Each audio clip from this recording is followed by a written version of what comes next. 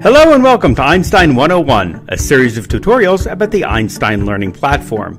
In this tutorial, we'll be learning about the voltage sensors. This tutorial applies to all Einstein voltage sensors. These voltage sensors measure both direct and alternating voltage and are ideal for use in a wide range of physics experiments. The voltage sensor is equipped with a red and black banana plug, allowing it to be plugged into a circuit. These plugs can be equipped with alligator clips for clipping to wires.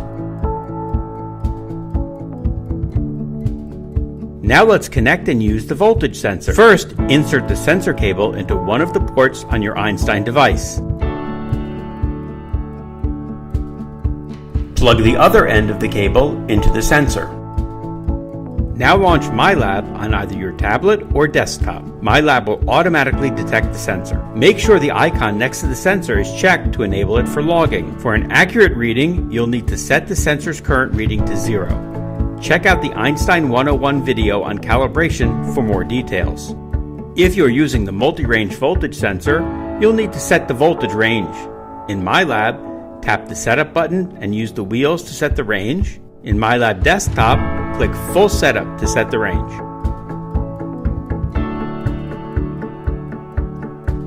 Now we're ready to measure. Let's check out the voltage of this battery. Set MyLab to measure 25 samples per second. Touch the red banana plug to the positive end of the battery and the black banana plug to the negative end. Check out the battery's voltage. Note that if you switch banana plugs, the voltage will register as negative.